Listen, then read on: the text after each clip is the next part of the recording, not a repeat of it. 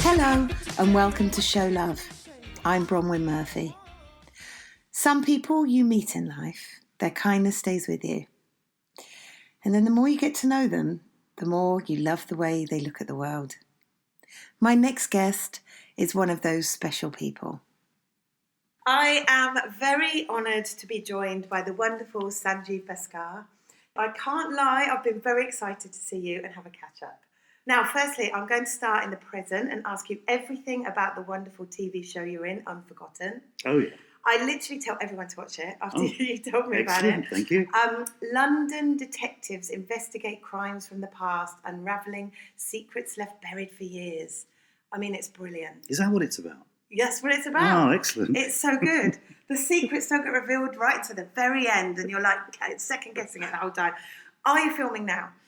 We're not filming at this moment in time, but we'd filmed about 2/3 of Series 4. Yeah. So we've got a third, which is about a month, left to film. As and when we're having those discussions at the moment about how we can do it safely and getting everyone together again. But we've got something to finish at least. Yeah. So you're quite a way into season 4, are you, already? Yeah. I mean, the weird thing is because, as you know, in TV, you don't necessarily film in order. Mm. So the weird thing is that I've actually arrested... You know the ending. Yeah, I've arrested the person... Oh, my God! That's or brilliant. Persons that may be involved in this crime. But I haven't met them yet. So it's that weird thing where I've still got to do the scene where I kind of say, D.I. Sunny Khan, could we have a word? I haven't filmed that yet, but I filmed the arresting. Do you love playing Sunny? I really do, yeah, I love it. Yeah, it's just a great project to be involved in. I'm still, 4 series in, I'm still slightly surprised that I'm in it. It started 5 years ago. It's really, really successful. Yeah, it's done really well. I mean, people really kind of liked it and enjoyed it, embraced it, which is fantastic. But I didn't expect to be in it. I mean, it's got a really big following with Sunny's backpack as well. That's a weird thing. Yeah, right. What is in Sunny's backpack? Everyone wants to know online. Well, this was the weird thing. So, Chris Lang wrote it. So he gets, and rightfully, all the credit for it. Andy Wilson directed it, and he also deserves a lot of credit for the way it looks. And then, the cast are brilliant. Nicola Walker is just one of the most amazing people I've ever worked with. And the guests who come in are great. So there's very little I can take credit for, other than I turn up on time mostly. You do a bloody good job. Stop. Of turning up on time, except once when I was late, and everyone stared at me, and it was a moment. But the backpack is something that I can take credit for. So when you're starting in a series, you go and see the costume designer, and you'll discuss what she or he feels about your character and what you feel about the character. And they brought me a load of bags. And I said, have you got a backpack or a rucksack? And they said, why do you want that? And I said, well, he's got kids and it's practical. He can use it when, he's got to take the kids out and you can get a lot of stuff in it. Mm-hmm. And they said, oh, okay. And I had no idea that it would just become a thing. Isn't that crazy? Weirdly, we became, had its own hashtag for a while. And you do lots of pictures with different things coming out of the bag as well. So what happened was that, the first series came out and lots of people going, what's with the backpack? And I was just saying, well, yeah, it's just practical. Isn't it funny that they noticed that, though? They're watching it that intently. Well, the two things that came across, first of all, people noticed the backpack. And secondly, it was people being slightly kind of bemused by how I carried it, because I never carry it with 2 arms, on your back. Yeah. It's always slung over one shoulder. Like in a quick rush.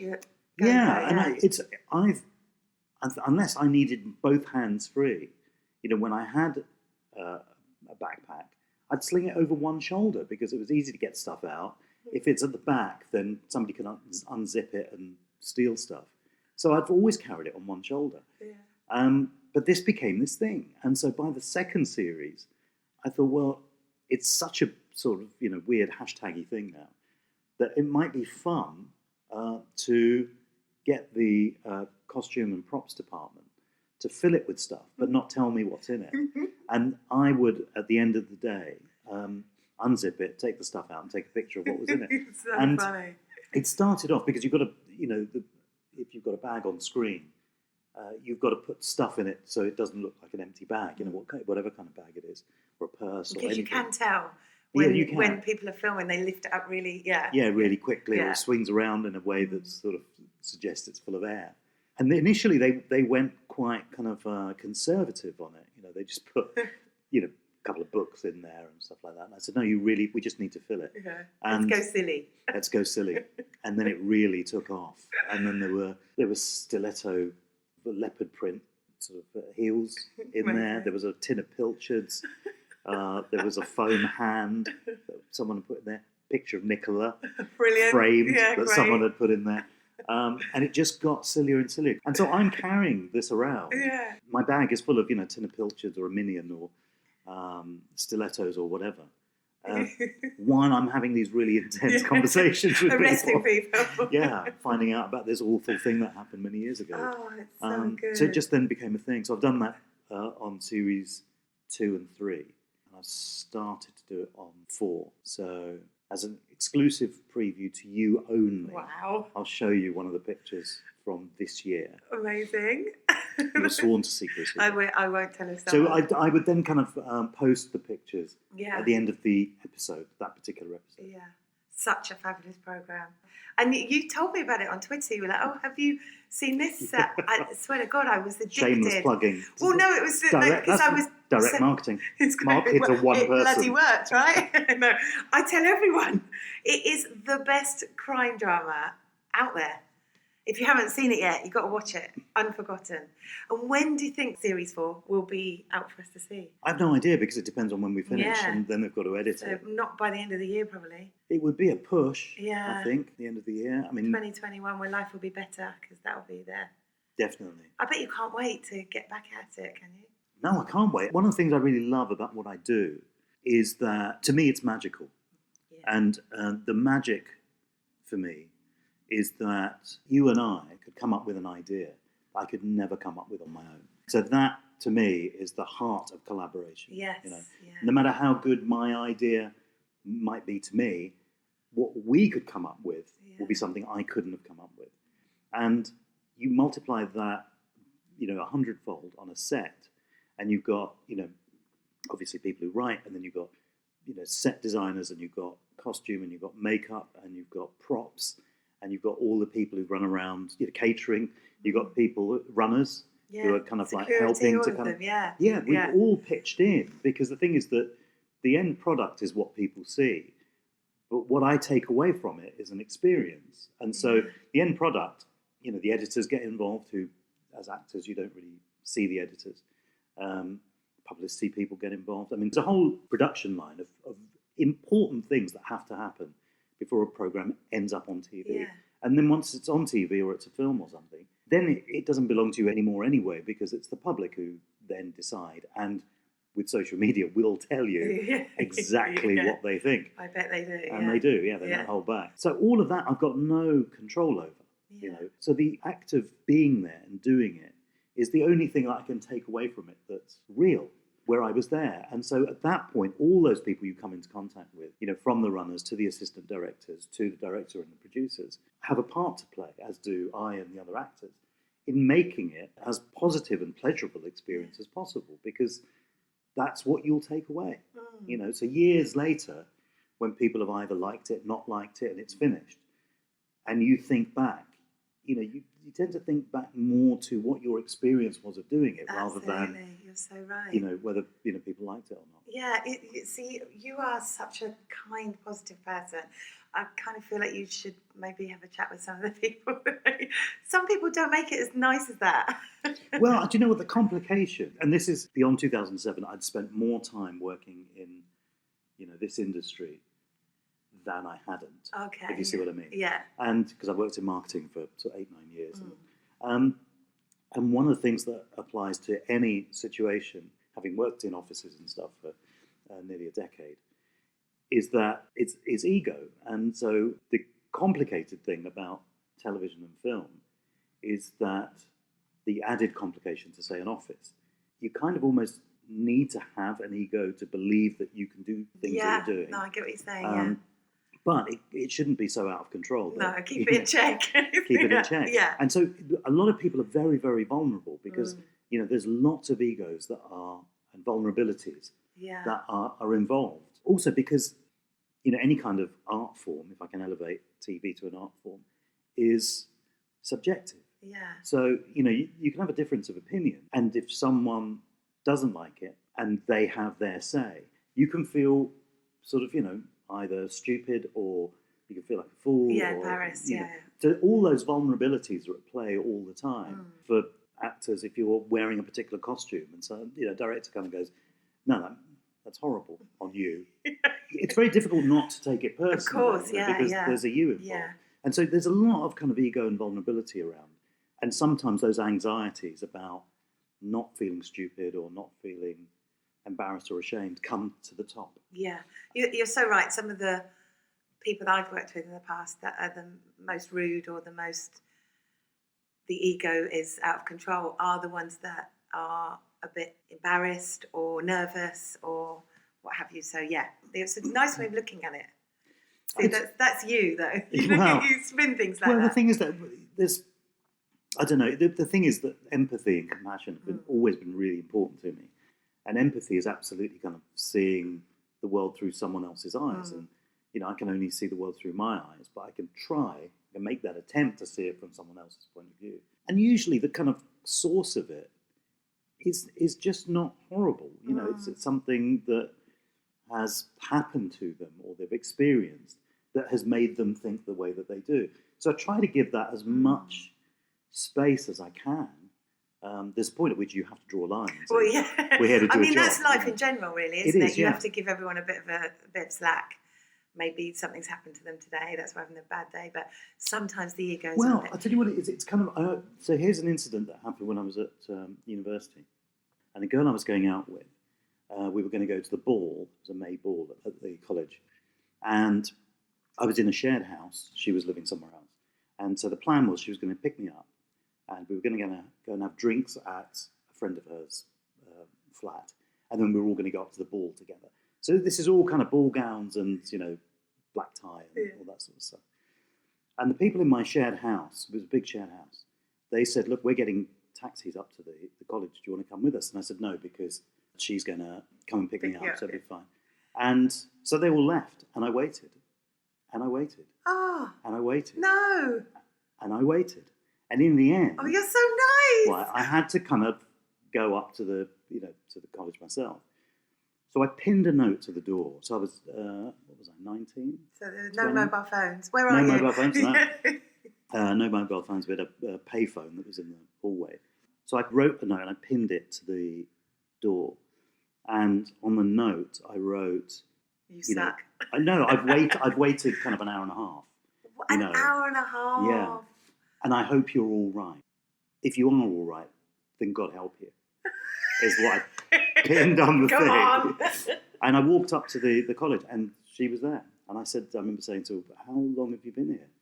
And she said, an hour. What? Did she forget to pick you up? No, it was to teach me a lesson. What? What lesson? It was some twisted kind of, you slighted me, and so therefore... Oh, toxic. It wasn't a nice thing. But ever since then, I've always remembered that my first thought was, you don't know what's happened. Yes, and true. so hold off until you genuinely know. And if you wait an hour, then get an Uber. Well, didn't have Ubers in those days. No, true. And I'd missed the kind of I couldn't afford a cab on my own. I think that's why we had to. Yeah. So I walked. But anyway, it was, it is that thing of, it's a typical thing. This is going to be a scene in a film, I have a feeling. It's a great story. But it is that thing. I mean, people waiting for someone when someone's late is a typical thing where we get annoyed. You're right. Because we feel we're being slighted. Yeah. And at that point, you have no idea why. So my thing is always to hold off until you know. Yeah. And going back to what you were saying, it's about giving someone or something the space, before my kind of, me and the ego gets involved. I wish there were more people like you in the world. Thank God there aren't, really. Oh, come on. It's just such a No, we'd all be kind person. of like, no, do you know what? The world wouldn't function. We'd all be. Imagine a world, if the world was run by loads of me. We'd be sitting around eating biscuits, watching the telly. Nothing would get invented. That's a lie. Someone would go, we should go to Mars. And me and all my kind would be going, that's a great idea. Well, Sanjeev scientist, are you going to... yeah, maybe tomorrow. After the bits of more biscuits. Got any more biscuits? Anyway, so there's so much to talk about that you've done. I've picked some highlights, but we'll deviate between them. You've done so much incredible stuff. I did a lot of research on you, and I was so into it. When you're like, yeah, it's quite creepy. Because I like you so much. I did it all with a smile. Like I've done this is number 27 or something, I think. Wow. Yeah. And I've never been so into researching somebody. Wow. Sorry to all the other people that I did. So I've got to talk about Yesterday. One of the best films I've seen. My children came with me, and now that they listen to Beatles music now, I'm so excited. They do. I see that I've got the Sgt. Pepper's on my wall and stuff. They walked past that for years without even caring. Now they're like, oh, look, Sgt. Pepper, which is amazing. It was one of the funniest. Well, did you notice that Sgt. Pepper thing there? Yeah. That Sgt. Pepper thing was the present we got. Shut up. That's all of us. In no! the past. I thought it was the actual... No, I know. It's kind of mocked up. Oh, so wow. Himesh and Lily, they're at the front, and me and Mia are in there. Fabulous. What a great present. Yeah, it was lovely. It looks exactly like it. Yeah. That's great. What was the experience like for you? Just utterly fantastic. It was, again, being on set. I've become more aware that, particularly on a film set, that the people at the top, and this applies to offices and factories and everywhere, people at the top define the tone. Yes. Right? So your producers, your director, and your leading actors, your heads of department to a certain extent, they kind of dictate a tone. And that tone should hopefully trickle down, if it's positive. So on something like Yesterday, Danny Boyle was the director, Richard Curtis was the writer, and they were, on set most days. Danny, obviously, all the time. Richard was on set most of the days I was there, I think. Both very passionate people, aren't they? Yeah, passionate and kind and funny. And again, they kind of, it struck me that they're both really aware of the experience being positive. Because if people are feeling positive, they will do better work. Yeah. And Danny, who I'd not worked with before, but I'm such a huge fan of, I remember the first day we were doing a scene, which I'm mostly cut out of, actually. Mira is kind of a little bit in it, which is watching, our son, played by Himesh, playing in a pub with all his mates. And Danny he came in, and there were, a bunch of extras, and there were the main actors, and Danny came in and just touched base with everyone. Oh, amazing. He came in, and he's a bundle of positive energy anyway. Yeah. And so he came in, and he'd said, Himesh, that was fantastic. You were great. And then he'd find the extras at the back, and he said, do what you're doing. Wonderful. And so these, extra supporting artists were kind of like beaming. Because of course, yeah. They'd been noticed, Acknowledgement is such a key factor for us as human beings. We need witnesses. We need kind of acknowledgement of particularly the good stuff that we've done, but also the bad stuff to be pointed out in the nicest way. Yeah. And so Danny was amazing, and it was a really positive atmosphere on set, which just carried through everybody. So that's really something that I've kind of learned over time, which is that I wasn't an important person in terms of Yesterday, in terms of the pecking order. That Let It Be scene. Well, that's very nice. One of the funniest scenes in the whole thing. It was brilliant. It was a weird thing. So when I auditioned, I improvised Leave It Be, getting it wrong. Right? And when we were filming it, Mira did the line. And so then Danny, in all these interviews, was saying, about that scene, he was going, yeah, it was just a great scene, and Mira came up with this great line. It's one of the few times where my ego I just kind of went, do you know what? It was me. It was me that came up with it. And I actually kind of said it to Danny. I said, Danny, I came up with that. It's just that Mira got the line. And he said, I've been in interviews, I've been saying it's Mira. I went, well, fantastic. Now we've got marital strife. Just because you couldn't remember who came up with an improvised line. But it was such a fantastic experience. It was joyous. Yeah, and you are a massive Beatles fan. So, yes. So that must have been even better for you. Because you watch the film and you're like, you can't believe this hit after hit is fantastic. They were the best. I've got a quote. You said that they're the greatest living band ever, or something. Greatest band ever. Yeah. I mean, the thing is that for me, in terms of their the power of melodies, because there's so many earworms that are Beatles songs that people will recognise very, very quickly, is that for me, after Mozart, they were the next people that came along that knew how to craft a tune that could stay in your head. And particularly with music, singer-songwriters, to me, are like superheroes. They're like the X-Men. Because there are 3 separate skills. There are 4 separate skills, actually. There's the ability to come up with music, compose a tune, right, which is original. There's the ability to write lyrics. There's the ability to sing, in tune and well. And the 4th one is performance. Yeah. And they're all separate skills. That's so true. Singer-songwriters can do all 4, which is, to me, is mind-blowing. Yeah. Ed Sheeran, I mean, he was fantastic. He was so lovely, so lovely on set. And the fact that he took on that kind of cocky role a little bit as well, I found that quite, because he's not cocky like that at all, is he? No, and it's quite... also the thing is that so many of the jokes were at his expense. Yes, and the fact that he went along with them and helped those along just suggests somebody who A, is very confident, who knows who he is, but B, is kind of, has a sense of humour. Absolutely. The key to a sense of humour is that, I say this to my son, who you met earlier on, I said to him last year, I said, a sense of humour will save your life. Yeah. And he said, well, not literally. And I said, literally. And he said, right, if you get hit by a car, sense of humour is not going to kind of save you, is it? And I said, no. But I said, in terms of your recovery, it could. Yeah. And I said, it can stop you possibly getting a stroke or a heart attack. Yeah, that's because you're not taking on the anxieties. But I said, so a sense of humour about yourself first before you extend it to the world. There's a lot of people who extend it to the rest of the world. No humour about themselves. Take the piss out of them and they're suddenly hurt and annoyed and how dare you? Like, my God, I'm never speaking to you again.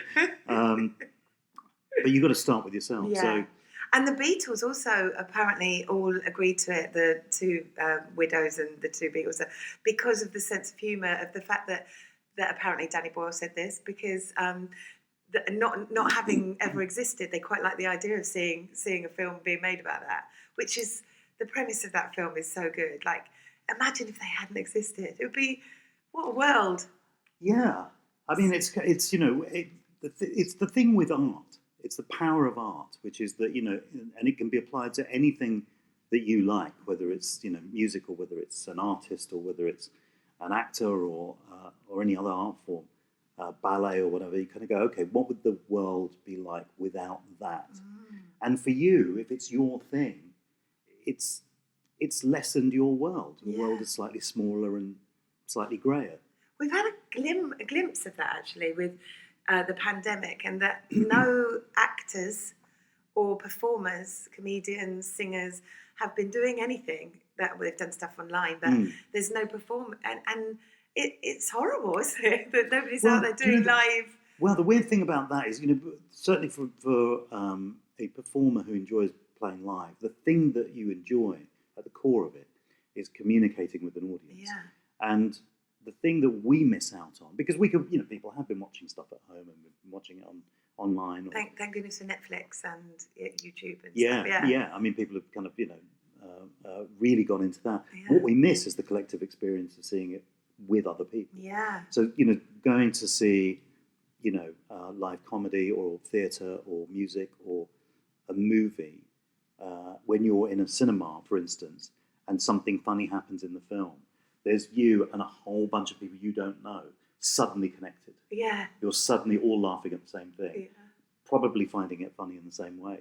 And that connects us. And same with going to a gig, you know, when a particular song comes on and everybody cheers at the same time, you're suddenly connected, you know, with a bunch of strangers. And we are connected. The thing is that for me, you know, even if I'm not in a cinema with other people or not at a gig with other people, I know that I'm connected to other people. It's such a big deal being connected, isn't it? We need that as humans. We really do. I think it's part of being human. Yeah. You know, the thing is that people are loners, and there's a side to me that's quite a loner as well.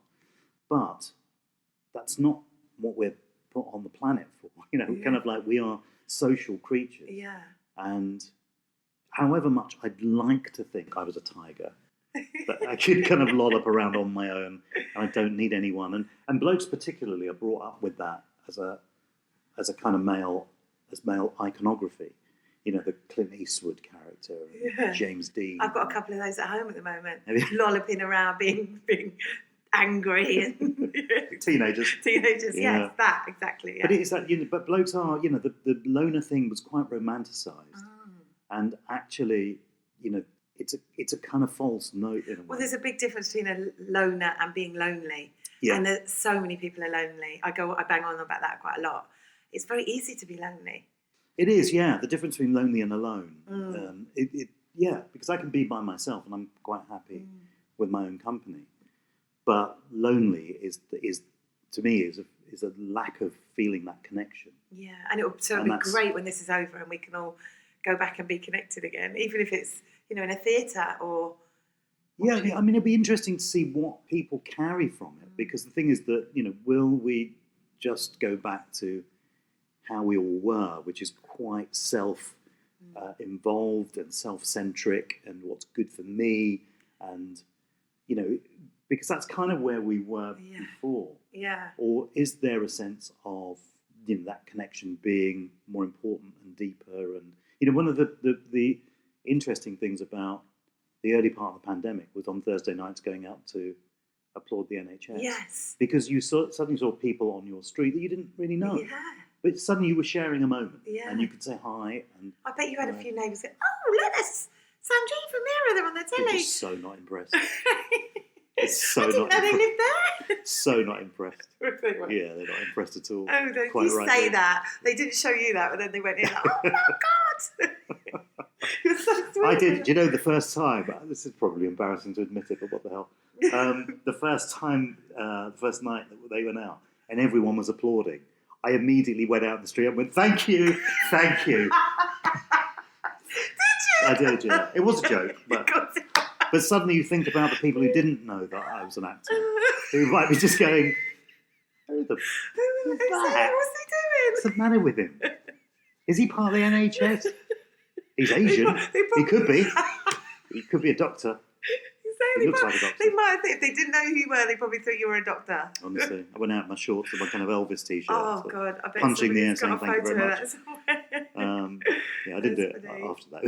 It was such a non-response to it. Nobody kind of went, Did they not? No, I did laugh my did. socks off. No, you know I just went back in.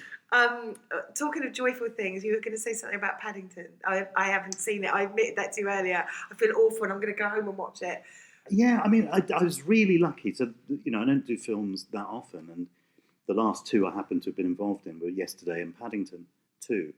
And Paddington 2 is one of those things that on, I think, Rotten Tomatoes or something. It's rated at 100%, kind of like, you know, perfect film. Brilliant. Oh, good. And it is, great, yeah. I think it is just such both the Paddington films I think are amazing, but the second one in particular, not because I'm in it, despite me being in it, is just such a great, accessible, light, and yet profound film about belonging, about connection, about the outsider, about connecting to the outsider, what we get, what we lose.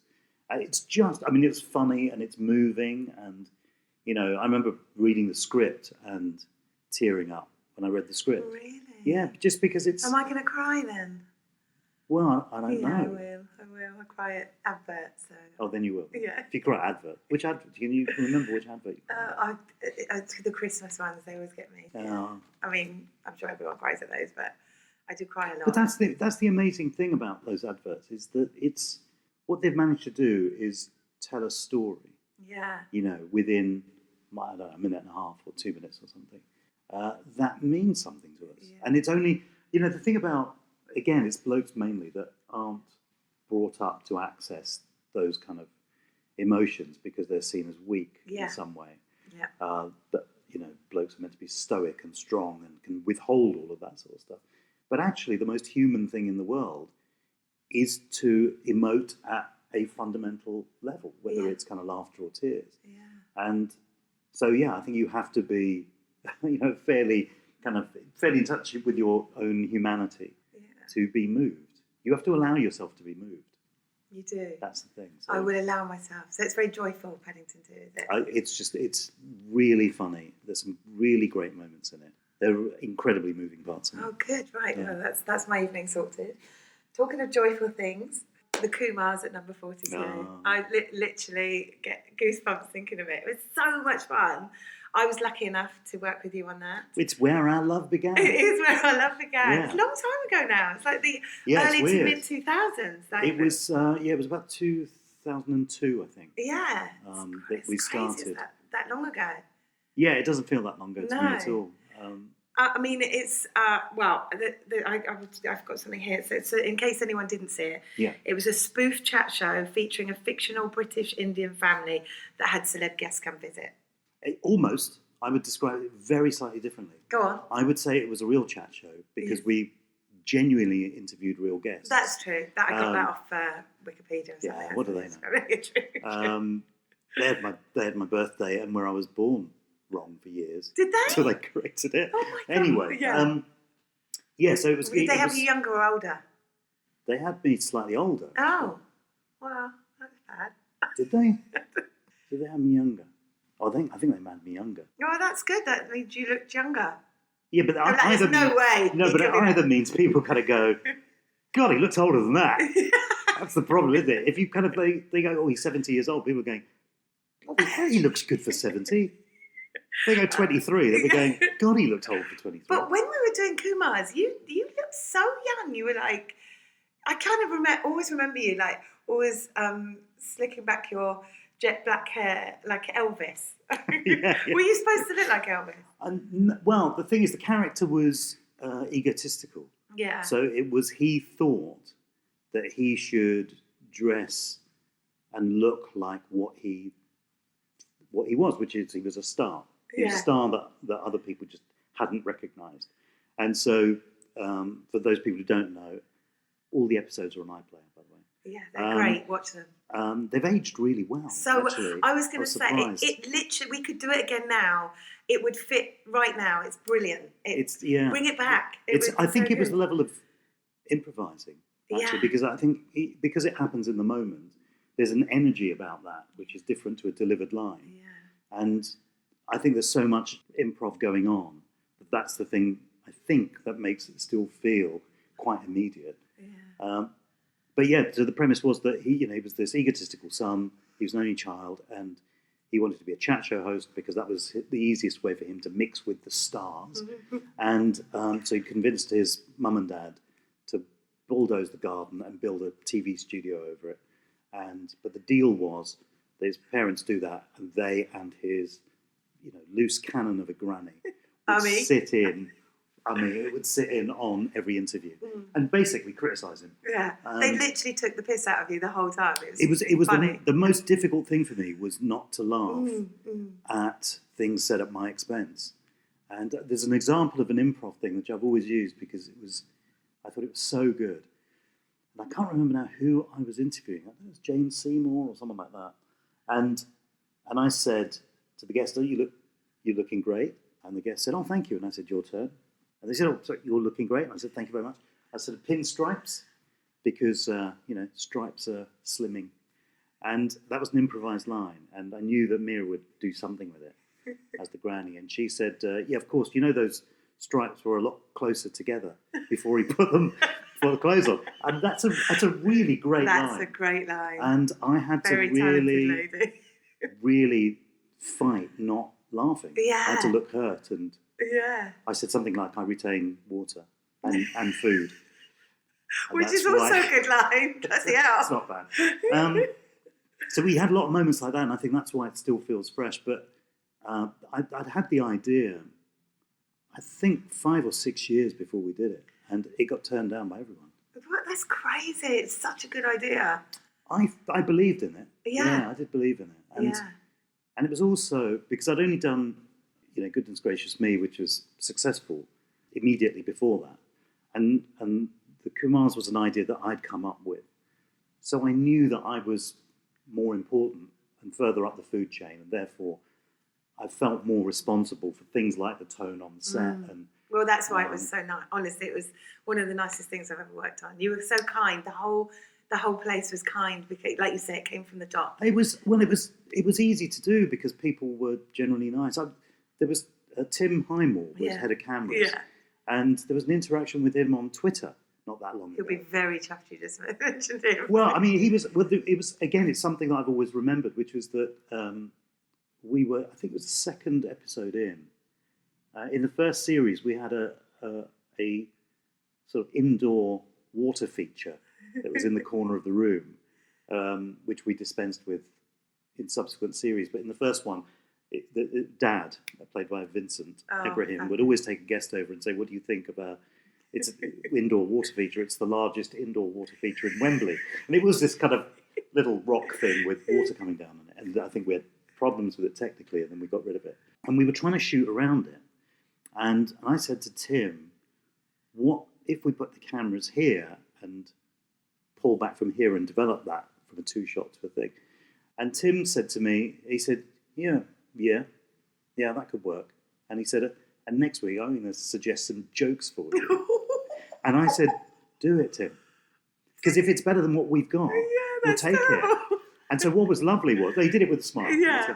But what was lovely was that as the series developed, there was no time at which, somebody on cameras or on sound or whatever couldn't suggest a gag. And so they would say, would it be funny if he said blah, blah, blah? And, most of the time it wasn't better than what we'd come up with. But occasionally it was. And it was that openness to kind of go, no, we can all chip in because it will make what we're all doing better. What was so great about it was because I would be looking after the celebrity and drop them off at the door and say, just stand here, the doorbell will ring and somebody will open the door to you. They had no idea and I used to stand in for them in rehearsal. That's right, yeah. And you guys would just pull us in and it would just happen around you. I mean, how you did that with them just saying whatever back, the improvisation skills were amazing. We'd have a couple of scripted lines to get them in. Yeah. But after that, we didn't know what they were going to say, so we just had to go with it. And fabulous. Are there particular guests that stand out for you? Well, I remember Graham Norton doing it. He was just, because he's quite vocal, and he was just, wow, what's happening? There's loads of massive guests.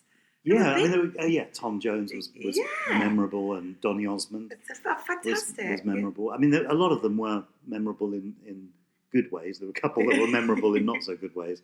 But I remember with Graham Norton was on with Davina McCall. That was the pairing. And I remember, we brought him in, and Vincent, as the dad, said, Mr. Norton, such a pleasure to have you. I think you're the first Irishman I've had up my passage. And it was that thing of, let's make sure there's a camera on Graham. Brilliant. That's probably what threw him. It's like, wow. He didn't know quite what to say at that point. It was wonderful to do. It was just wonderful. It really was, the first ep that went out was Richard E. Grant and Michael Parkinson, and that still zips along, because that first series, really no one knew what was coming at all. Yeah. By a subsequent series, they'd seen the programme or they were aware of it. But still, there was that thing of coming through a front door and encountering a hallway with a kitchen and a living room and, 4 people. Because it was like you're in a sitcom. Yeah. And then it changed. Then there was an audience. And then we went out to the audience. Yeah. It was fabulous. It was a joy to do. How did you come up with the idea? So when I was much younger, I went out with a girl who, when I was at university, not the girl who stood me up for the thing, but after her, and I'm still in touch with her, and she's lovely, called Jeanette. And I took Jeanette home to meet my parents. And I'd never really taken a girl home to introduce them to my folks before. And she came in through the door, and my parents were there, and my dad said, "Pleased to meet you, Jeanette. How much does your father earn?" And I said, "Dad, you can't ask that." And he said, "I'm only asking her a question. She doesn't have to answer it." And this is all in front of her, right? And my mum stepped forward, and I thought, voice of reason, my mum. And my mum said, Jeanette, she said, "Welcome." She said, "Sanjeev is just terrible at handling rejection." Oh, and this was like the first 30 seconds. And literally, so, that is the Kumars right there. When I started acting, I remember thinking separately, that happened, and I then forgot about it. And then I was lying on, I was renting a room, actually, in a house in South London. And I remember sitting there going, "Gosh, I've got an acting job, and this is quite exciting because I've always wanted to do this." And I thought, "God, I wonder if I'll ever meet anyone famous, because that'd be quite fun." And I thought, I wonder what would happen if I took them home to meet my parents. Amazing. And I thought it'd be no different to Jeanette. Amazing. And that was the core of the idea. That's it. It's such a good idea. I mean, the really weird thing is my parents used to come to see the recordings. And so we'd do the show, and then there would be the kind of green room thing. And when we filmed in Wembley, it was a kind of canteen thing that we would all congregate in. And my parents would be there. And it was like living another bit of a sitcom, because they would then... I remember my mum... Well, two things I remember. I remember they said to Minnie Driver, they said, "Oh, you don't live in London anymore?" And she goes, "No, I live in America." And they said, "Well, look, we live quite near the airport, and we've got a Z bed that we can pull out if you need somewhere to stay." That was one. And then with Helena Bonham Carter, I introduced my mum to Helena, and Helena had just done the Planet of the Apes film at the time. And my mum said to her, she said, "Helena, she said, you're such a pretty girl.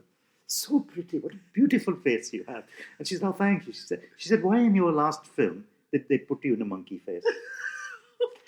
And it was kind of like, great. Oh, God. You must have had so many funny moments. Do you know what? I don't think I've told this before, but on the very first, the Michael Parkinson, Richard E. Grant episode, I said to my parents, "Do you want to come and see the show?" And my dad said, "Can I bring somebody?" And I said, "Well, who do you want to bring?" He said, "I don't know." And I said, "Well, it depends, really." He said, "Well, I just want to know if I can bring someone." I said, "Well, it kind of depends on who you're thinking of asking." He said, "I haven't asked anyone yet." And I said, "Well, look, all right, don't bring Uncle Surinder, okay? Because he's really, he takes over and he dominates. And also, he has the largest turban I've ever seen on a man. It's like a mothership from Independence Day. It's huge. It was unfeasible. It's beyond the laws of physics." You're making me laugh. Right. So anyway, and he goes, "No, I'm not going to ask." I said, "Fine, don't bring him, because he just takes over." So we start the show, and I, come out, and I would talk to the audience for a couple of minutes at the beginning to welcome them. And there on the fourth row, I see Uncle Surinder and his giant turban. There are at least half a dozen people behind him straining to look around the turban.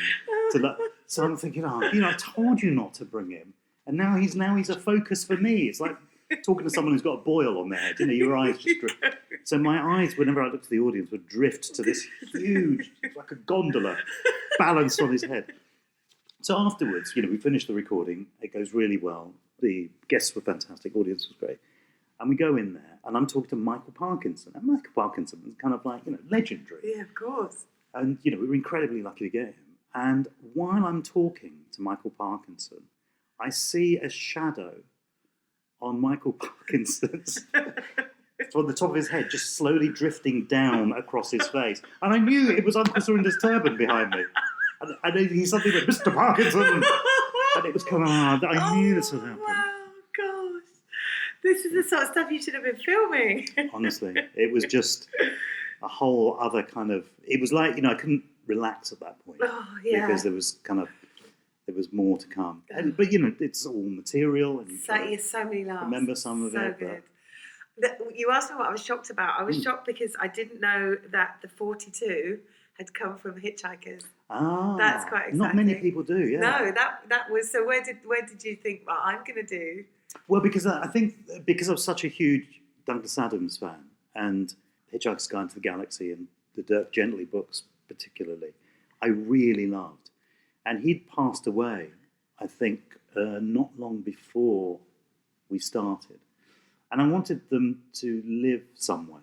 And I thought that actually putting the address of the house, the number of the house, would make it sound like they were just the people down the street. Yeah. Then interviewing all these amazing people. These amazing people are coming to just an ordinary family in an ordinary street.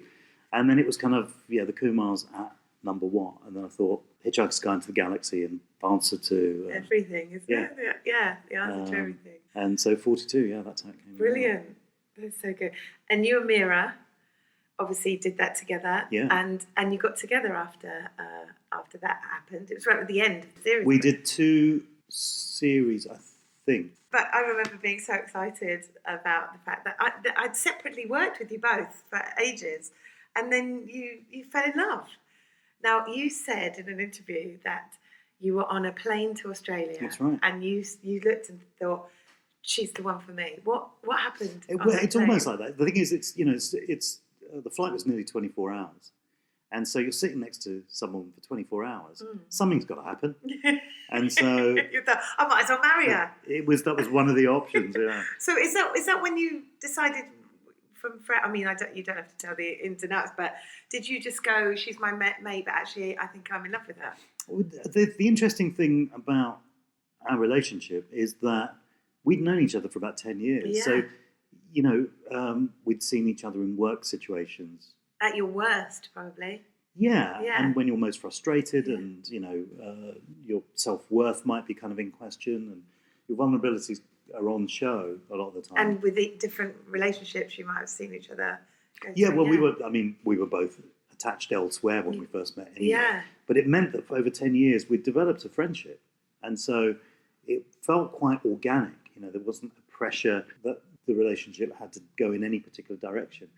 And organically, it just went in that one. That's lovely. So it felt very it felt like a natural next step. It didn't feel like there was a lot of... Who made the first move then?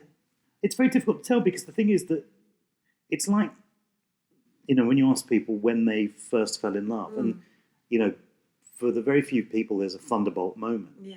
It just kind of grows. That's gorgeous. Grows out of somewhere, and it's like, where did, you had this fantastic evening out. When did the romance of the evening start? You're going to go, it might have started when I was getting dressed. Yeah, It's very difficult to kind of go, it was at the point that... Well, you probably just... She paid. She paid. But it's probably like when you just realise that, I just want to be with her more and more. That's when you realise you like someone quite a lot, isn't it? Well, particularly because, over a long friendship, it feels different. There's a different kind of sense to it than that you go out and you meet someone at a party or something and you get on and then you maybe kind of exchange numbers or arrange to meet again. And, that journey from meeting someone at the party to getting married is rarely 10 years. If it was, it would probably either be more secure as a relationship, or you would kind of think this isn't the person for me a year or 2 years down the line. Of course, all of those things are possible. So we'd known each other for 10 years. So she's a very lovely, talented, clever lady. I think she is the most talented person in our house. It's true. It's kind of easy. I think you're going to say it. I've never known. It's. No, I think she's remarkable. I mean, she's remarkable because I think she's a brilliant writer. I think she's a brilliant performer. But also, I know her as a partner and as a mum, and she's amazing at those as well. Yeah. And you've been married now 15 years? Yes. That's a long time. God, it is. Yeah. Bloody hell. You've got children. Yeah. And you share a shared philosophy. Life is made up of a series of moments, so it's important to live it, which, everything you've been saying is that, really. And that a sense of humour is one of the greatest glues of a relationship. Absolutely. Sometimes it's so absurd, Mira said, that you just have to laugh. Yeah, I mean, the thing is that certainly for me, when I was a kid, that even things that I went through, the logical, if you extrapolated it and went, where does this lead to? Right? You can take something that's a small anxiety and you can go, what if? Right? And the what if game can lead you to increasingly more anxious what ifs. And for me, they ended up as absurd what ifs. That was my natural direction to go in, was taking something, a difficult situation, to an absolutely absurd level. And then when you work backwards from an absurd level, you go, the situation that you're actually dealing with isn't quite as bad, dark yeah, as you'd imagined it was initially. So it's a perspective thing. And so in that sense, that is something that connects us, because we can both recognize the same potential absurdity in everything. So with the pandemic, how was that for you both? Going, right, well, this is weird. The world's gone mad. What are we going to do? How did you both get through that together? It's kind of in slightly different ways, because we're individuals. But for me, the key to surviving it, the pandemic, first of all, there's physical survival. There's nothing that most of us can do about speeding up a vaccine or whatever. We can take precautions, and I'm sort of slightly flabbergasted by the people who think, for instance, wearing masks is some sort of attack on their civil liberties. Because for me, if by wearing a mask I make you less anxious, I'll just wear the mask. It hasn't kind of changed my life and also, at all. If we speed it up so that it goes, it's better for everyone. Yeah. Well, this whole notion, people kind of went, yeah, well, a mask doesn't stop you getting it. And you go, no, it stops you giving it, though. Yeah. So if we're all wearing masks, we can't give it. Yeah. It doesn't exist then. And so I find that slightly odd and absurd, that people are choosing it as a hill to die on. It's so meaningless and pointless to me. People go, it's a slippery slope, because once you've said you wear a mask, then what? They're going to kind of come in the middle of the night and take out your liver or something and sell it. I mean, there is no logical reason to kind of, other than it's self-centeredness or a fear that people might have of some kind. The humour thing is absolutely key to it, but I think the key is, can't do anything about it physically, so what can you do psychologically or emotionally? And the thing was that you can feel lucky, and so it doesn't, to me, matter what you base that luck on. You can base it on how much money you got, or the house, or the kind of family you got, or your health, I don't know, the way you look, anything. It's not a luck that you have to justify to anyone else. It shouldn't be something, and it's not, for me, it's not meant to be something that someone else can go, that's not lucky. It doesn't matter. Yeah, it's your luck, it's what you feel like. Yeah. And mine is based on experiences.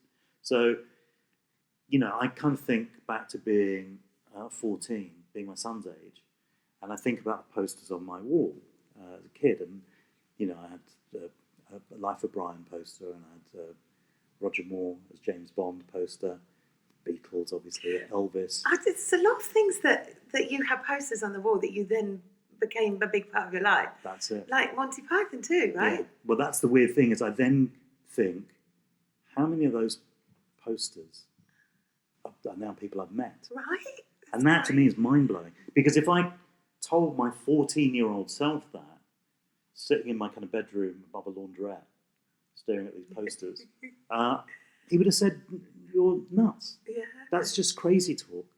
And then I think, how many of them became friends? And I kind of go, that is truly awe-inspiringly unbelievable. It's bonkers. Yeah. And so that's what I think of. So anything that happens to me now, it can't change the fact that, some of the Pythons are close friends of mine. Amazing. Roger Moore became a friend. Amazing. And, I met 3 of the Beatles. Yeah. Didn't meet Elvis, but I've had a drink with Mrs. Elvis. Wow. With Priscilla 2 or 3 times. And, all of that is unbelievable to me. Yeah. So no matter what I'm going through now, I can't change any of that. So I base it on that. So if there's a 14-year-old sitting in their room now thinking, oh, this is awful, I just don't feel like life's ever going to be good, just channel that it could change. It can. The thing is that, we fear the thing that we don't know, which is why so many people stick to the devil they know. Because you're going to go, at least I know what I'm dealing with. It happens in relationships, it happens in jobs, it happens in friendships, all sorts of places where you're going to go, at least I know what I'm dealing with. I can prepare myself. Whereas you can't prepare yourself for the unknown.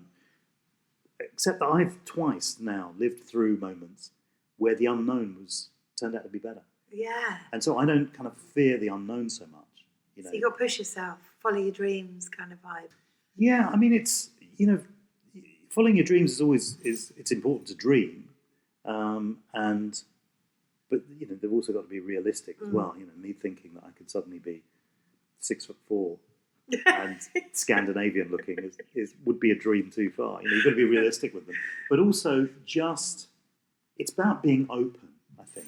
It's being open to experiences. It's being open to the one thing that we control, right? We can't control events. We can't control many things that happen to us. What we can control is our response to them, And so it's something I say to the students at Sussex at graduation as Chancellor, which is don't define yourself by a bad day, or a bad week, or a bad month, or even a bad year. If you've had any one of those, don't define yourself as that. Because I think I had a bad decade once, but I came out of it. But I didn't know about this bad decade. Please tell us about that. That's the other thing about the pandemic, which was kind of weird to me, because suddenly, you can't go out and you can't see people. And I thought, that was just my 20s. I was preparing for it then. But at 30, you were unemployed and in debt and in depressed. litigation. Yeah, I mean, there were down times for you. Yeah, I mean, that's certainly one of the times when I felt like I was staring into the abyss, which was the last marketing job I had, full-time marketing job I had. I ended up taking the company to court. I sued them for breach of contract. They weren't paying me, and so I sued them. And they were a bunch of bullies, really, and so they were all very wealthy individuals on this. It's for a charity. I then found that because they hadn't paid me, I was in debt, didn't have a job, and couldn't get a job because I went for a couple of job interviews, and they said, "What about your references? We haven't got references for your last company." And I said, "Well, because I can ask them next Tuesday when I see them in court." And it never kind of went down well. And so I couldn't get any kind of job either. And I remember thinking, God, if I lose this, then I'll be paying their costs or whatever. I managed to get legal aid at that point. So I had a lawyer who then became a friend. I'm still in touch with him. You make friends everywhere you go. It's lovely. It's got, lucky connection. Because you're nice. That's what I do. I pay them. You don't. I do it regularly. It's just you never pay me. I love you. Kind of that's going to have to start now, isn't it? Because I've just got to put it out there. Postal orders coming your way. And I remember being at home, and for 3 months, which is fairly limited. I remember waking up in the morning, and at that time you got your films from a video shop, and there was a video shop that I could cycle to in Hounslow, where you could rent 3 films, and if you got them back to them before 5 o'clock, they were like £1 each. Amazing. And so I'd cycle down there in the morning, get 3 films, watch them back to back, cycle down there and return them at 5 o'clock. And I did that every day because I had nothing else I could do. Is there any films that stand out now that you remember watching? Well, the last 2, it was a double bill, I remember, I went out and I got 2 films. There was The Comfort of Strangers and Betty Blue. And I remember watching them back to back, and I'd never felt so depressed. They're both really depressing films about horrible breakdowns and exploitation. And I remember sitting there after Betty Blue, which was the second film, and I thought, I've got to get out and do something. I can't sit around. So it was Betty Blue that made you get out? Betty Blue put me over the edge. Yeah. And then how long after that were you doing the comedy duo with Nitin? Well, what happened was that I then kind of thought, I've got to get out of the house and do something. So then I went to my local hospital, West Middlesex Hospital, which is in Twickenham. And I volunteered. I kind of went down there, and I knew they had a hospital radio set up. Oh, God, that's good. So I went down there and I said, hello. I said, I'd like to present a show. And they said, sorry, who are you? And it doesn't work like that. And so I had to go around collecting requests. I had to manage the record library they had there, and I did that.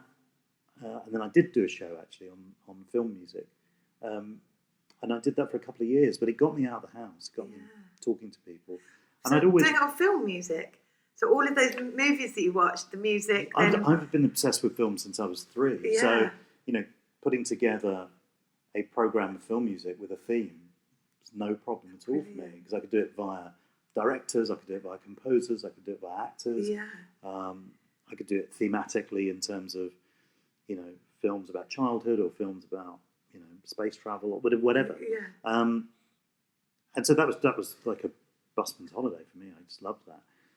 And during that time, I also started to write, and I wrote sketches. And Nitin Sawhney, who I'd known at college, and we'd done some review type stuff together. He was just embarking on his career as a songwriter and a composer.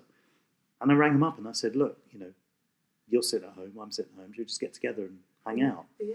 And maybe put something together that like we used to at college. And he said, yeah. And so we did that. And I thought, well, I can act it, and together we'll do the sketches, and we'll have music, and we'll have songs, and we'll be unpredictable. And we put on a show then that the court case thing then got settled out of court. They were never going to win it anyway. They were just trying to drag it on.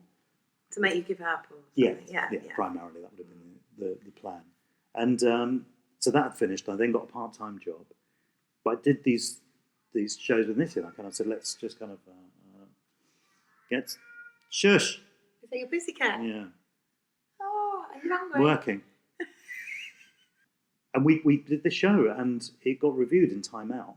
And we got this rave review from Bonnie Greer, who gave it kind of like, 5 stars and Amazing. come and see it. And that brought it to the attention of a couple of producers at the BBC who came along and came to see the show and then said, we're thinking of doing a sketch show, an Asian sketch show, British Asian sketch show. And this is the kind of material we're looking for. Would you be interested? But your life is very much, it's all, the fate of your life is quite phenomenal, really. The fact that apparently they were going to toss a coin whether they were going to bother to come and see it, or just go down the pub or something. Yeah. Luckily, and your favourite went there. They loved it. You got involved with Goodness Gracious Me. You met your wife. Yeah. It's phenomenal. Do you know, the interesting thing is that, again, you can count your blessings. And so therefore, for me, if I don't get a job or, I audition for things, and most of the things I audition for I don't get, it can't change those moments of good fortune. Yeah. And so my kind of present luck is based on those experiences, because those can't change. Those are always going to be lucky. So if I connect it to that, rather than, for instance, how much money I've got on a particular day, or any of those things, I'm in a nice house at the moment. Tomorrow might not be. So if I based it on my house, then I'm in trouble, because it can be better, of course, but it can be worse. Those things, you can't take them away. A kid, you can't take them away. No. So it's so. And the other thing is that for ages I really, and I struggled with this actually, but I really resented that experience of the litigation, because there were a bunch of bullies, and they put me through 2-3 years of misery. 3 months of intense misery. But 2-3 years of not knowing what was going to happen, and looking at my peers who were all in jobs and had houses and started to have families and stuff like that. And so I resented that for some time, until I kind of realised that if it hadn't been for that litigation, I wouldn't have started writing. I wouldn't have rung up Nitin. I wouldn't have done the show with him, wouldn't have done Goodness Gracious Me, wouldn't have got married, wouldn't have had kids. Everything happens for a reason. Well, it was that thing of kind of having to, embrace some of the kind of, the darker or more miserable parts of your own life, to kind of go, they play a part, in where you are now, and not to kind of exclude them from that. Yeah, that's true. Do you know what I mean? It's kind of, they all they've all played a part in who you are today. And and it guides you to where... Probably guides you to where you need to be, yeah. To make your decisions. Because, your response to stuff is the only thing that you've got that's real. And it means that we have an opportunity every minute to be a better version of ourselves. Yeah. This is why you're so positive. You're so good at it. Some of it's come through experience. A lot of it's come from my mum. Yeah. My mum and my sister are, two of the nicest people I've ever met. She's lovely. You're right. She is one of the nicest people. Yeah. I've kind of learnt tons off of that. My sister's younger. I kind of still learn stuff off of her. Yeah. I learn stuff off my kids. It's kind of, it's just about never stop learning.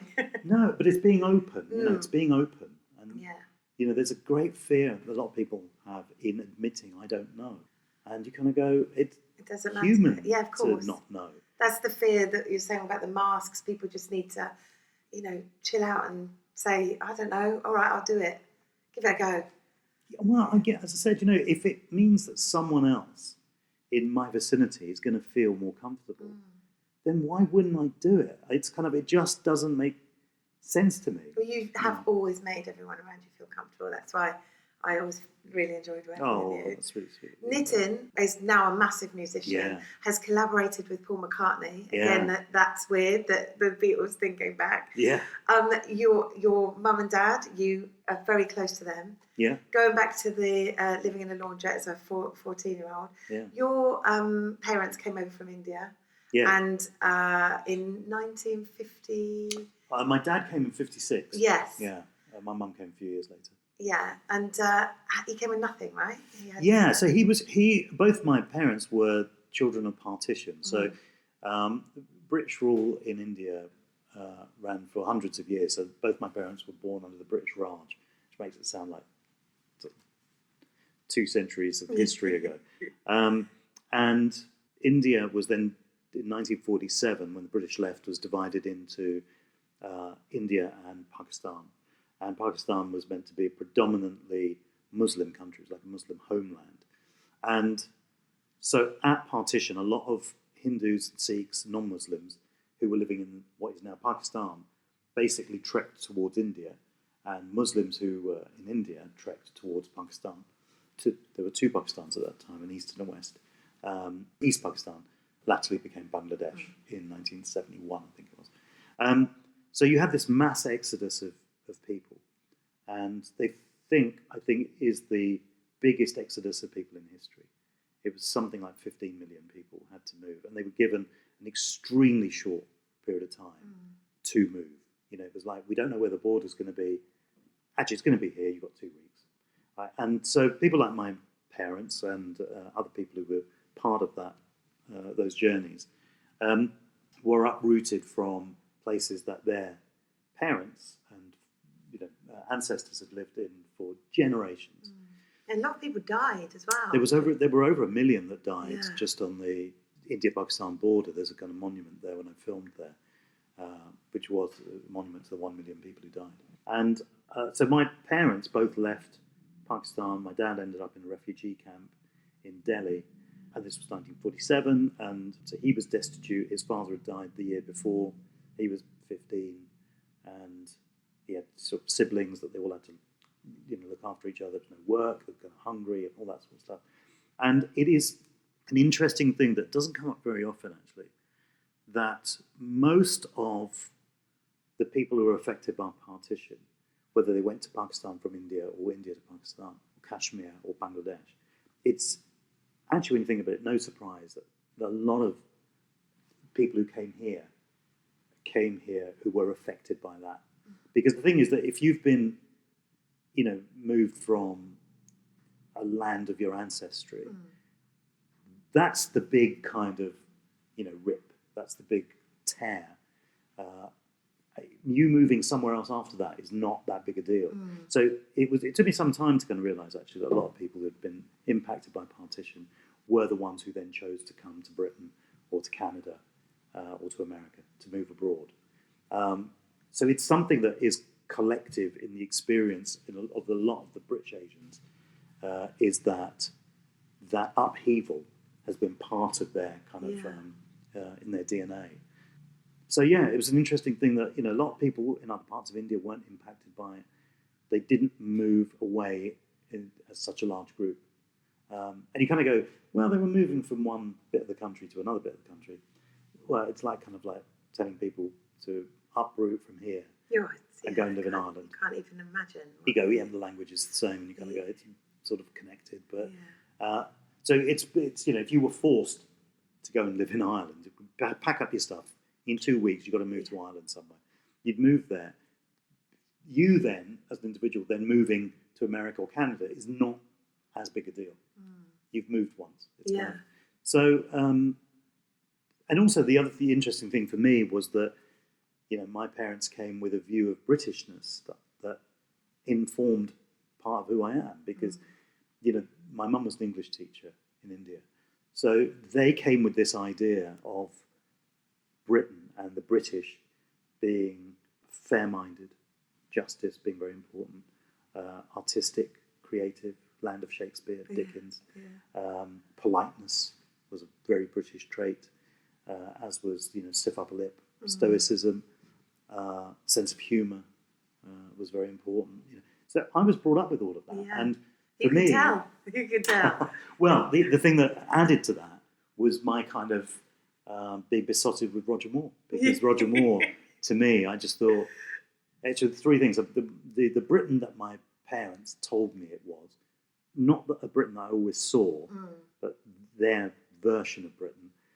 Roger Moore, who was so erudite, marvellous after you, and my next door neighbours, Auntie Phyllis and Uncle Gordon, who ran the chip shop, who were, working class, but funny and open and curious, and so my sense of Britishness came from those three things. And it's funny you talk about it with fondness and stuff, but there must have been times when that Britishness really pissed you off. For instance, your parents, you've said, had a packed case at the top of their wardrobe at all times, because didn't quite know if they were going to have to uproot and go again. That must have been quite tough for them to fit in with that. Well, they were more clearly made to feel not welcome, and so they saw themselves as visitors, as guests. And so a lot of that was keep your head down, work hard, don't draw attention to yourself. And so, boy, did he work hard. I said, boy, did he work hard. Yeah, that generation did, though. It became a stereotype of Asian corner shops, being open all the time. They weren't being paid anymore, and it's not they weren't on an hourly basis. Putting their head down and working hard. It was the only way to if they could eke out another £5 out of the day, then that was £5 that could go towards something. Either buying a house or your kids or whatever.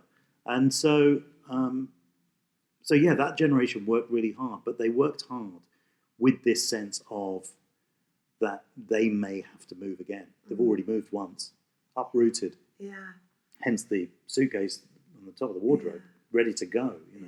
So people like me who were then born here, it was a much more delicate balancing act to kind of go. So when I got the kind of piss off home, it was kind of ready. This is it. And then that idea of whether you're welcome here or your right to be here, all of those things then start to kind of become a more complex equation as a kid to deal with. Recently I tweeted something about about kind of being called names and stuff when you're younger and having to deal with that. And somebody tweeted back and said, kids are like that. Kids can be nasty. And I kind of said, I'm not talking about kids. The kind of the racist comments and stuff from other kids, they're my peers. They're the same age as me, same school or whatever. It was getting it from adults. As a child, that was the most difficult to deal with. So and I got that from adults when. I remember really being very young and noticing that my parents were getting it. Really? In a way that they didn't necessarily understand. Because it was colloquialism and it was a slight, And I recognised it really early, which made me quite protective of them. But also, it meant that I recognised it when I got it. And and as I said, somebody of my age, I could say something back, but it was getting it from adults, whether it was teachers at school, which happened. I remember one time a bus driver who kind of had a racist go at me in a bus full of old people. So I was going into school late, I'd gone to a doctor's appointment. So getting it from adults was the bit which made me kind of go, whoa, wait a minute. Adults aren't all universally great, are they? No. Unfortunately, when you become an adult, you realise that even more. You're like, wow, we are all blagging it, and some of you are blagging it really badly. Yeah, and it's like, again, it's that thing of that whole sense of, I got quite isolated at school, so my school experiences weren't great, which is why I think, I had a bad decade, because it started sort of like from school and then into most of my 20s, where by the end of my 20s I was out of work and in debt, and so that's why I kind of regard that as a bad decade. There were good things that happened within it, and I've got a few friends that I've met that during that time that have been very important. But trying to kind of keep your head, your empathetic, compassionate head above that, then becomes really important, because if you're drawn into it, then you're drawn into someone else's game. Yeah. It's like an argument, There's a politics of argument thing that happens, and it usually happens when, within an argument, when someone says, yeah, but you didn't say that. And you go, that's what I meant. And they go, yeah, but you didn't say it, did you? And you go, now we're not talking about the issue anymore. Yeah, we're talking about what I said or didn't say. Now it's just about the argument. It's about winning the argument in some way. I didn't mean it. What if you didn't mean it? Why'd you say it? Yeah. Well, it slipped out. Yeah, you must have meant it. And you're going to go, now we're not talking about the thing. We're not resolving anything. Yeah. And so it's recognising that within stuff that's said to you when you're belittled, or, it was an interesting thing. I did a doc a couple of years ago, and I was talking about suffragettes and stuff, and talking to Emmeline Pankhurst's great-granddaughter. And I said, the interesting thing is I was aware of sexism before I was aware of racism, because I said, with sexism, I could see it really early on in terms of my extended family, but the men were treated differently to the women. So I was aware that there was a difference in the way that they were treated. The racism thing came later when I was treated differently. It's funny, I only realised that the sexism when I got into TV. Before that, I'd never... Oh, really? I didn't notice it before that. I think... Go on. God, I was just going to say, it's all education and understanding, isn't it? I think we just need to talk more and understand more.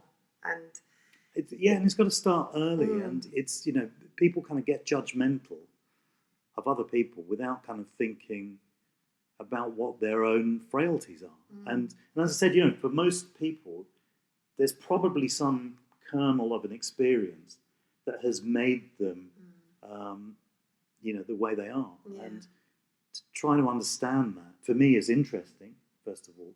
And it's also fairer. So my thing about things being just and being kind of fair is kind of, I feel like it's through me like, Brighton Rock. Yeah, definitely. It's a part of who I am, because that's how I was brought up. Yeah, yeah. And what's wonderful is that you took a lot of your experiences, and then Goodness Gracious Me happened, and it was so popular. It was amazing. I've got a friend who comes from a Jewish family who will be so chuffed that I'm telling you this story. Big fan. Check, please. One of her favourites. That's your character. Yeah. But she said that the family would sit around and watch and completely identify with it all, even though they were a Jewish family, and completely get it. It was like their thing that they would sit and watch. Well, interestingly, when the first series came out, I received what I proudly regard as kind of honorary Jew status. So I got had an interview with Jewish Chronicle.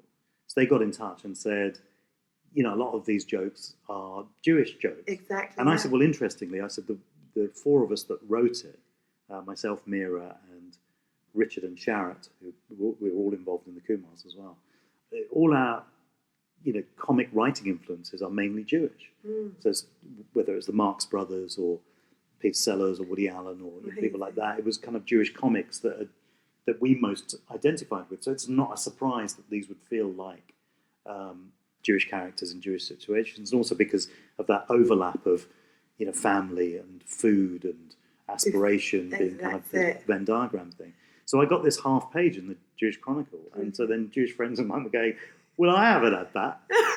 And Brilliant.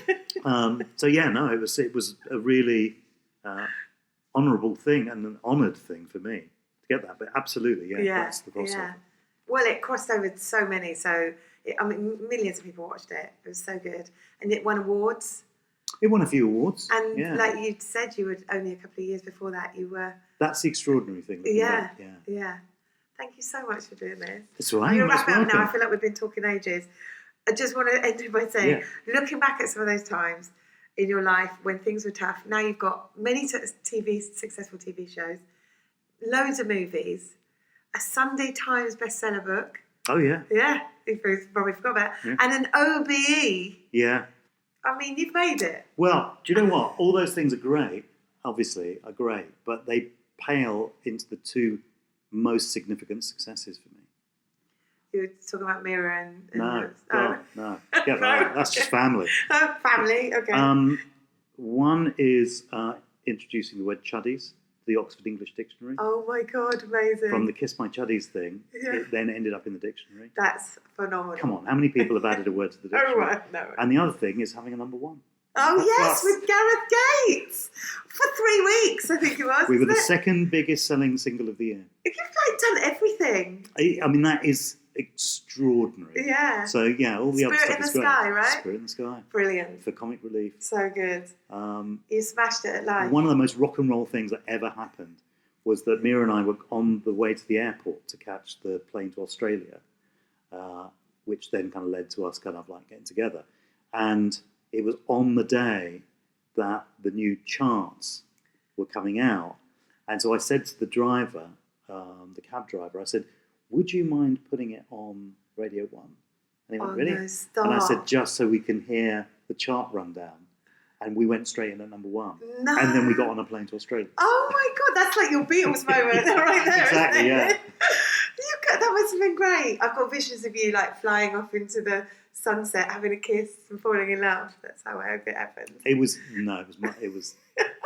a 24-hour flight. I can't sleep on planes. Oh no. So I was just, by 18 hours, I would have been ready to kind of force the plane to land anywhere and then just get a bus for the rest of the journey, no matter where we were. I couldn't sleep at all. Mira kind of fell asleep. She was fine. I can sleep anywhere. I'm very lucky. I can't sleep on planes.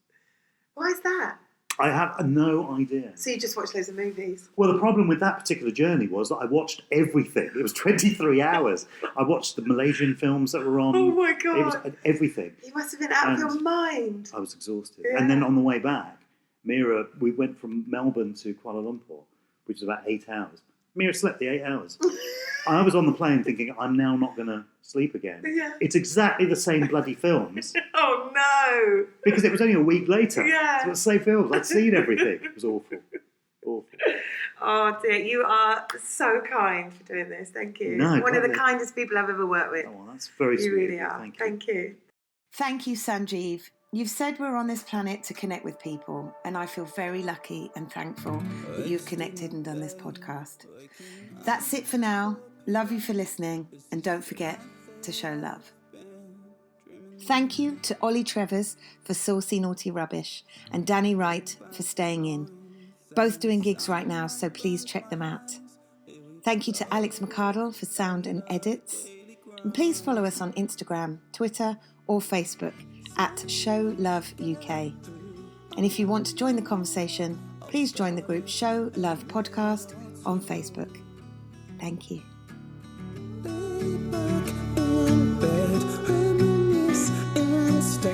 Let's plan it all in my head.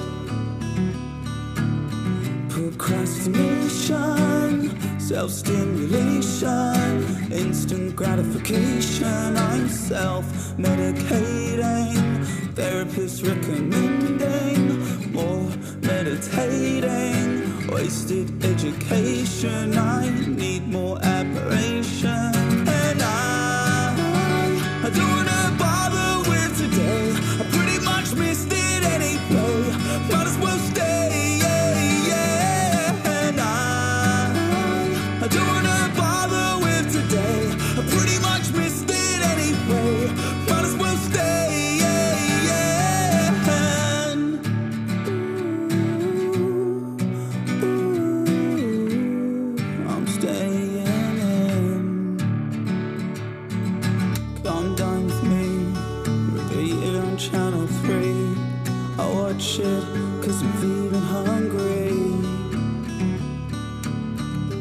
shift the mood, so I ordered Chinese food.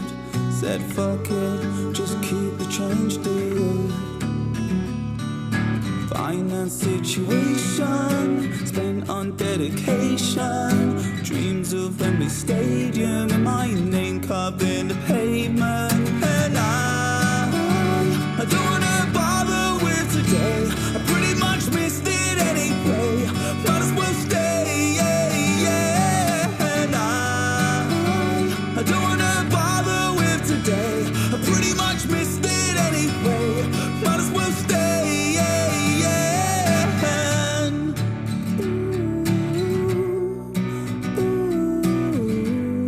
I'm staying.